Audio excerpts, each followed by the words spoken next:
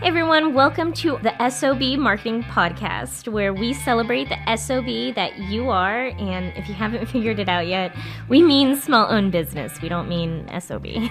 Listen, we know that as a small business owner, you are working hard on the daily to keep your business fully operational while trying to promote it. And while some days it may feel like the business is owning you, if we're being honest with each other, I bet you would admit that you wouldn't give up the insanity for anything. Our commitment here at the S.O.B Marketing Podcast is to give you the real talk, what works when it comes to advertising, marketing, promoting your business, and then what doesn't really work. And Chelsea and I promise to always keep the conversation real. Ring, ring, pick up the phone, Chelsea. Guess what we're talking about today? Straight to voicemail. What are we You talking rejected about? my call. I did. I rejected your call. We are talking about cold calling. If you just had a God. visceral reaction to this is a really great conversation for you because we want to be able to have grown-up marketing discussions around here, Yes. even about topics that make us feel uncomfortable or Yep. topics that we're not a fan of, okay? Oh, absolutely. So we don't want to diminish any one particular marketing initiative just because it might get a bad rap. I kind of want to diminish it, but sure. Okay, You so want to denounce cold calling? I do. I really do, but that's not the take that we have today. Well, really what we're talking about, Vivian, is cold calling dead? Yeah. Yeah, is it dead? Are we done with cold calling? I'm curious to know how many of you out there listening utilize cold calling. All right, so drop it in the comments. Tell us if you still use cold calling and it works for you. Let us know. If it doesn't work for you, let us know. If you hate it, if you ever had a job cold calling and you absolutely hated it, let us know. I'd love to hear about that. Seriously, drop that in the comments. But yeah, so we're talking about cold calling. We're going to talk about what it is and is it still an effective marketing strategy, and should small businesses consider it? Awesome. Friendly reminder, though, we do have a TLDL section. Too long, didn't listen. Ooh, yes. So it's a chapter at the end of this episode. So you can skip ahead if you don't have time to listen to this entire conversation right now. We just ask that when you get the chance, you go back and listen to the entire conversation. This one's going to be a fun one. I love it. I'm glad you think so. So I know, if I know my baby sister well enough, I know you have a marketing hot take on this. I sure do, Vivian. Beep, beep, beep, beep, beep, beep, beep. My marketing hot take. I like that one was long. It's always long at the end. That's the style. Okay. Marketing hot take. Who answers the phone anymore? True. Do you answer phone calls?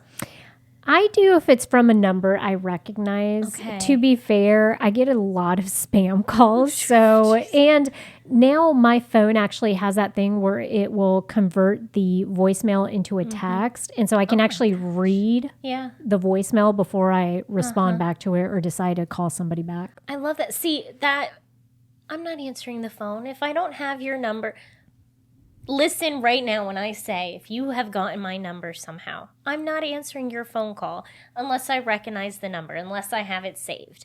And if it's an important phone call, you will leave me a voicemail. Yes. And I'll listen to the voicemail, and that will decide whether or not I call you back. Okay? Agree. All right. So in keeping with the times then, that kind of leads us into our discussion. Can we first start with the very basic? What is cold calling? What exactly are we talking about when we say cold calling? Yes, I'm glad we're bringing this up because, Vivian, cold calling does not have to just be phone calls. Oh, yes. Okay. Cold calling. She's updated the definition for the times. Absolutely. So cold calling is when a business reaches out to potential leads that they have not shown any interest. So the lead itself has not shown any interest to the business. That's why it's cold. Yes. So there has been no prior interaction. And the basis of it is to make a sale. Yes. To pitch a product or a service. To pitch a product or a service. It's to make a sale. It's to convert. It doesn't have to just be phone calls. It can be a phone call. It can be a text. It can be an email. I don't know if anyone else is getting cold texts, but I get them all day long for roof repair. My roof is fine. It was recently repaired by Tim. Yes. So even if I needed my roof repaired, you would not be the decision maker? No, I would not be the decision maker. And I can tell you right now, Tim is not going to pay someone to fix the roof when he can do it himself. So this is an interesting part. If you're wondering how this works, and if you're like, why in the world am I getting spam? Most of you probably know this, but what typically ends up happening is, let's say that you are buying something, you're downloading some type of worksheet. Somehow you end up inputting either your email address or your phone number into a database, which then the company turns around and sells. Yes. Now, they are required by law to tell you if they are doing this, okay? But it's usually in the very fine print, and we all know we're not the best consumers. Sometimes we just want the thing we want, and so we just input our data anywhere and kind of gloss over the fine print. Absolutely. But that's how your information ends up getting put in these databases. So then what ends up happening is this company or business then goes out and purchases this database, this list for a price. And I can tell you this sometimes in healthcare, the way I relate this to healthcare is there's big business in going out and recruiting doctors. Okay. Sometimes I will get these random emails that say, hey, are you looking for a list of GI specialists in the United States? For a price, you can buy one, right? Yeah. Okay, so ideally, if my job was to go out and I got compensated for recruiting certain type of doctors, maybe that would be appealing to me. Yeah. Then that would be a cold call. I would take this list with their contact info, and either through emailing them or calling them, that is the first interaction I would have with them. Yes. I have a funny example of cold calling that's not, I don't know if we'd classify this as cold calling. Okay. I would classify it as cold calling, but maybe there's something specific. Our dad told me this story, and I'll explain at the end why he told me this story. But they were at a coffee shop. Okay. And he was sitting at a table apart from my mother at the moment. Then he decides to come sit next to my mother. Which this is very normal for them because mom gets very engrossed in books and dad is usually working on the laptop on something. So dad needs a table, mom can sit on a cushy couch. Yes, exactly. And then once he's done, he comes, sits on the couch with her. So that's what happened. He was coming to sit on the couch with her, and she was talking to this young lady. And the young lady turns to dad and says, Your wife told me that she hasn't been on a vacation in 2 years. Oh. Guess what business she was in? She was a travel agent. So now she's pitching her services to my father. Now, the reason my father told me this story is because he said, this hurt my feelings, Dad, if you're listening, I'm very offended.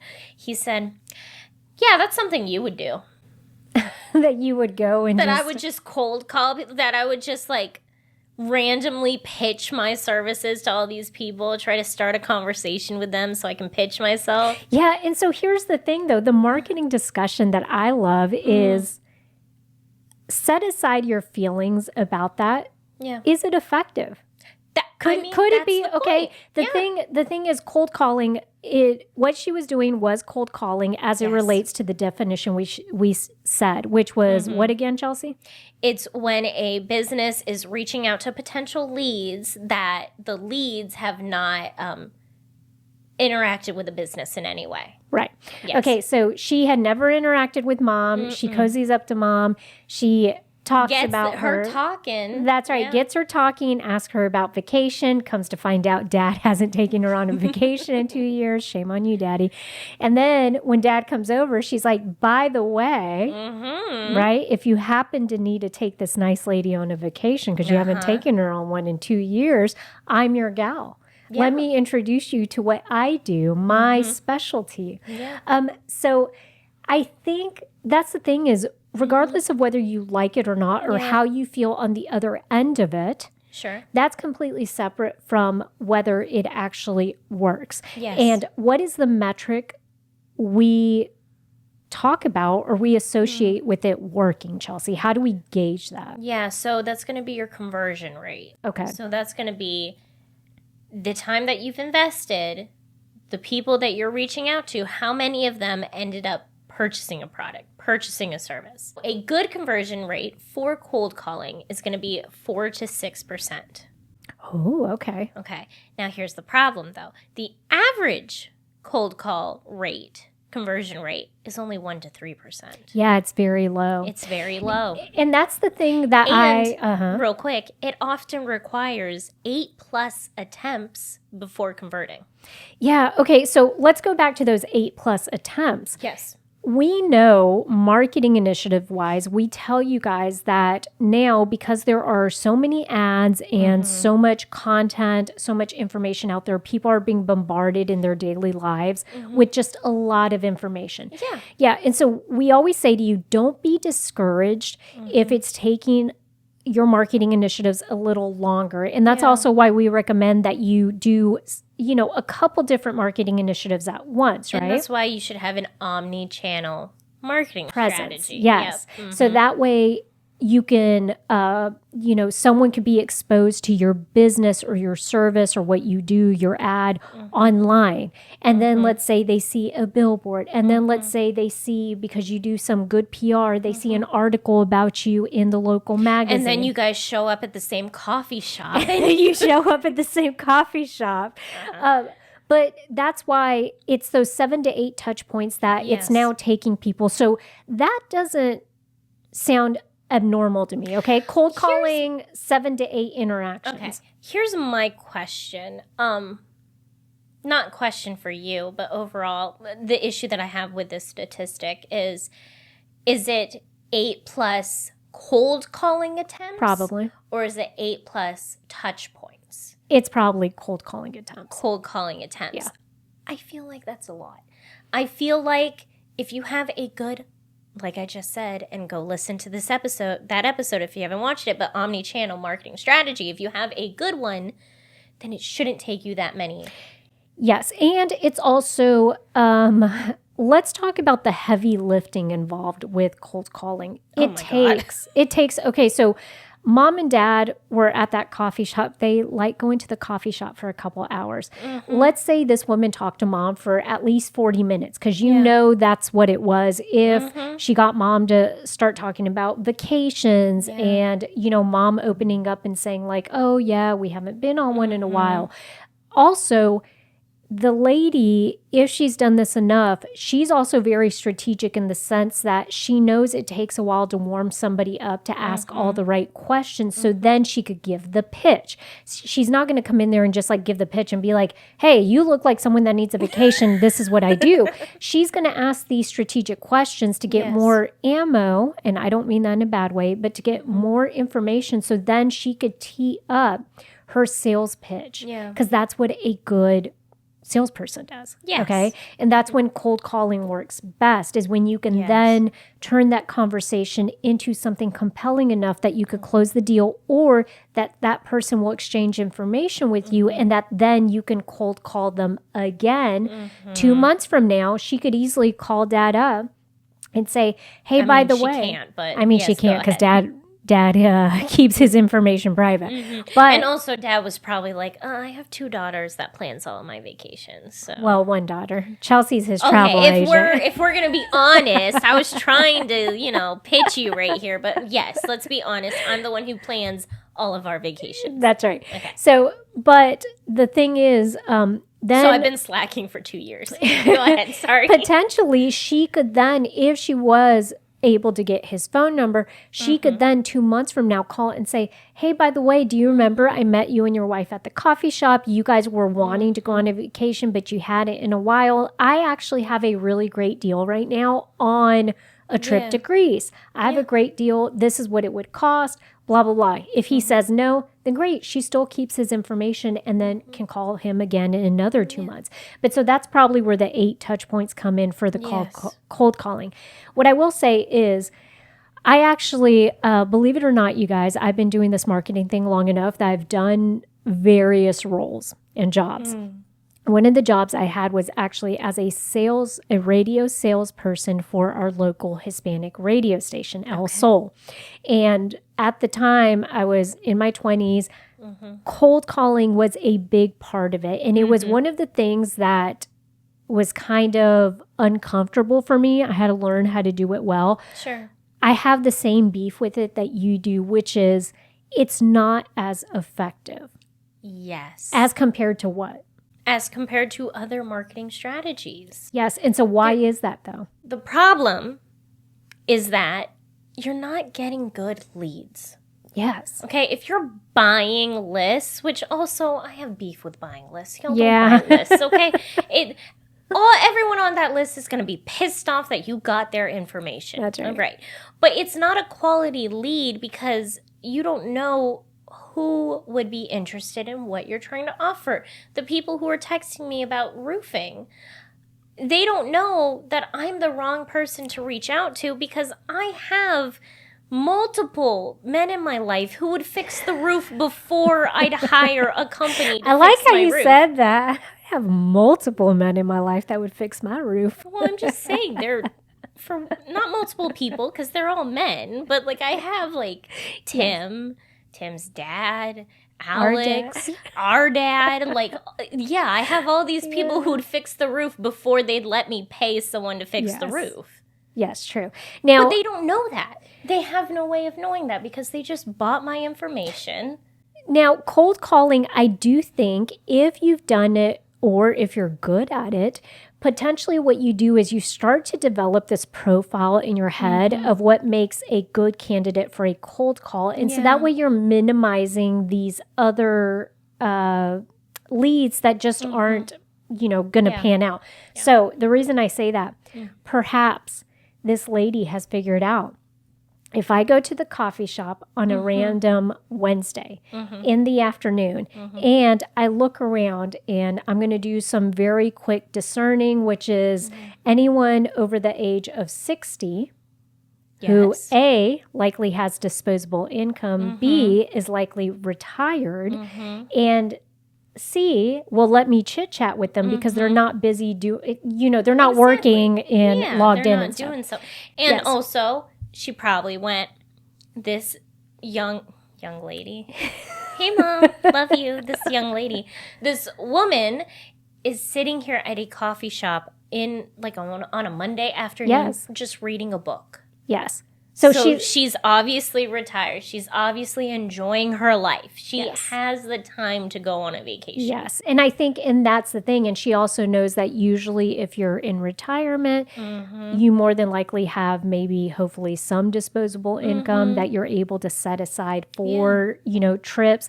And so what I'm saying is, through her experience over time, she has probably gotten really good about assessing which person would be a good approach for her, right? Yes. Which person she has a higher probability of selling to. Yeah. We all do this in some sort of way or fashion. Yeah. And I think that that's why cold calling by itself isn't necessarily bad. So we're saying if it's something you have to do for your business, do it. What we want you to do is do it strategically, right? Start to put these profiles and these clues together. Yeah. It used to be that in healthcare, we would tell people we are largely focused on selling or on gearing our ads towards women, mothers, because they are usually the healthcare decision makers in the family. Yep. Usually the dads, we're not the ones coordinating the appointments and doing all that, running around with the kids, getting them to the pediatrician, all that. It was usually the moms doing it. Yes. All right.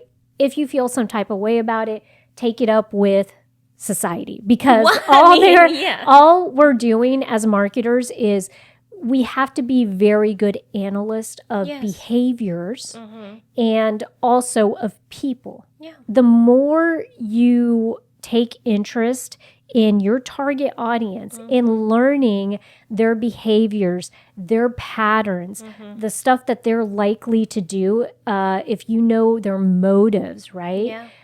that is going to help you with all of this. It's going to make your cold calling more successful.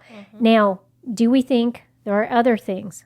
Chelsea told you earlier, there are probably other things you could be doing way more successfully and with less time. Yes, absolutely.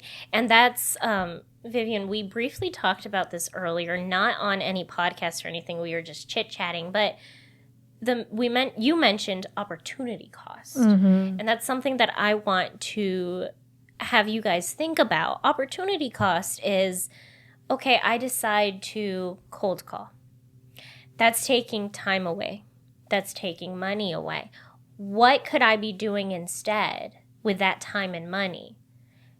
Those opportunities that you're missing out on, they cost you something too. Right. So if you're going to do cold calling, that's great. If you want to do cold calling, that's fine. But is it the best marketing initiative for your business at the moment? So let's take, for example, the young lady who was selling, and also no shade to her. Listen, she may have just been sitting there for coffee and was like, let me pitch this because I'm here and I'm enjoying my coffee. Also, can I just say, Dad, I know that I said I was offended. I'm not actually offended because I do feel like this is something. If that was my job. Yes, if your livelihood depended on it. Let's say, for example, let's assume this is a cold calling strategy of hers, that she goes to coffee shops and she sits down and she looks for people that she thinks may be interested in hearing about travel. Sure.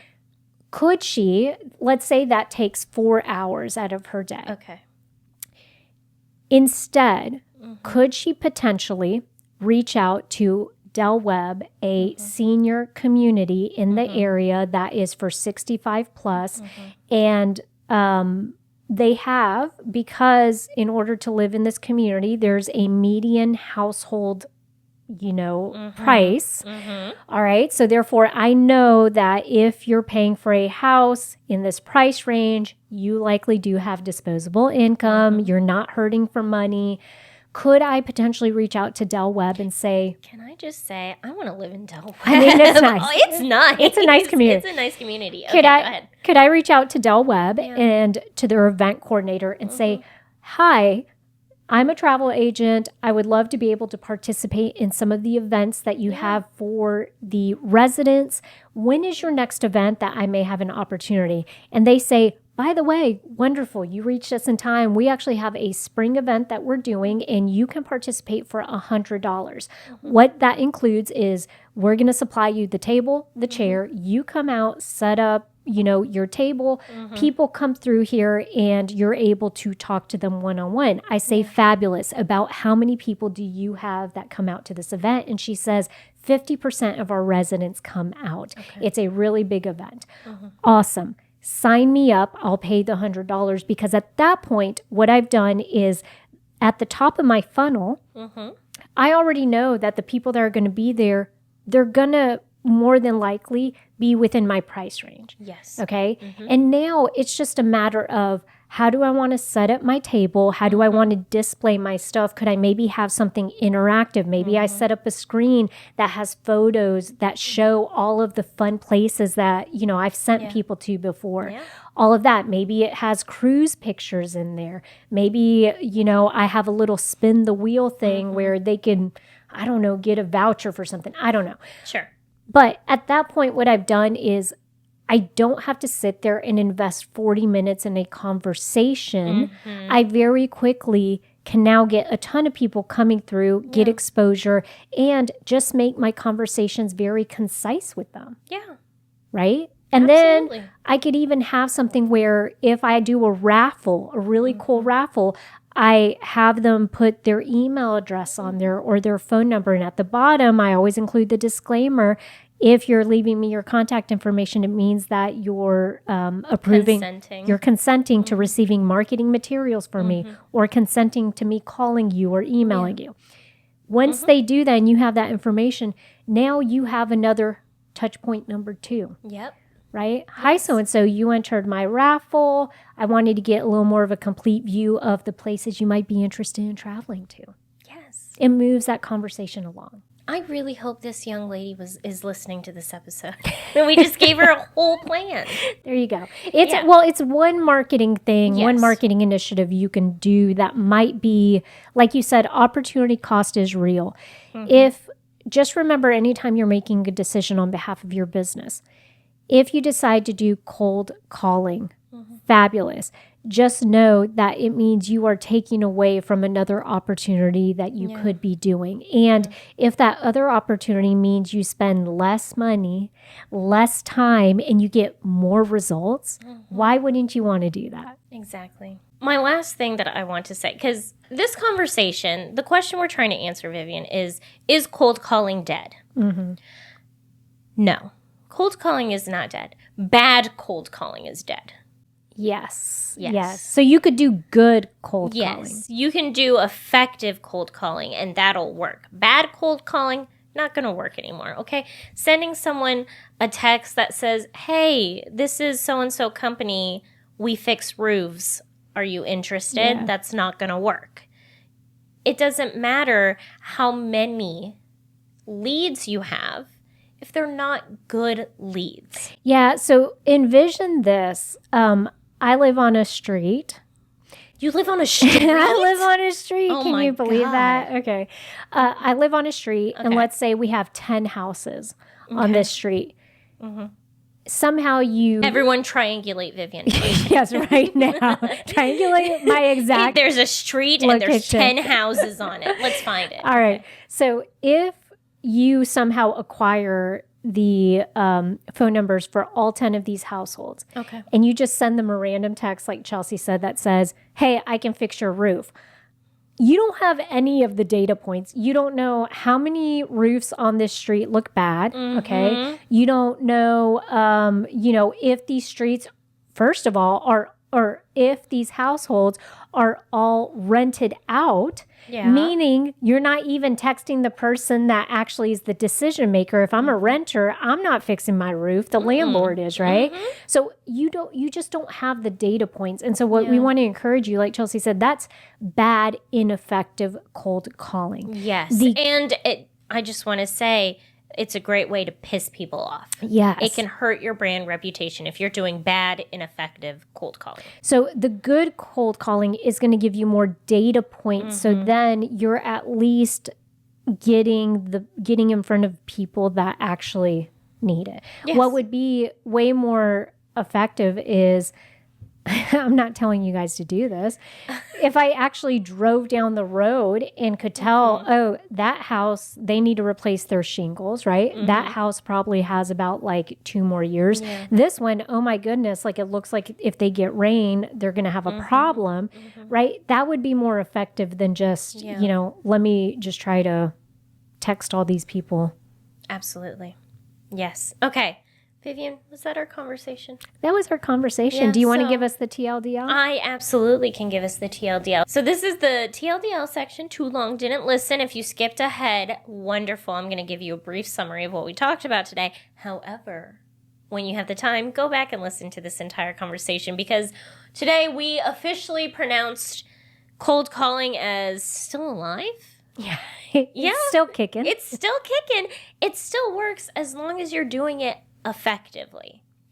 What is cold calling? It's more than just phone calls now. It's text or email, stuff like that. But really at the core of it, cold calling, when it's effective, is about finding good leads and reaching out to them, focusing on relevance versus volume.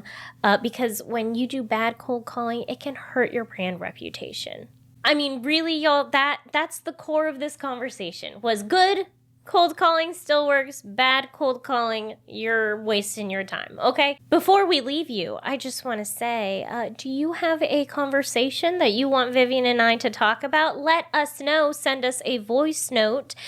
Make sure you're subscribed and following. And please leave us a review. Yes. We really want those reviews, you guys. We do. I don't want a 1-star review, but I mean, listen. No. Send us- No. Whoa. We're only accepting like 5 stars, okay? Just... No, if you leave us a review, that helps this podcast to get in front of other small business owners. And hey, what are we doing if we're not just helping the small business community. We want everybody to thrive. We want these small businesses to continue to flourish. And that's one way you guys can help us in that mission. Absolutely. And go be the best SOB you can be.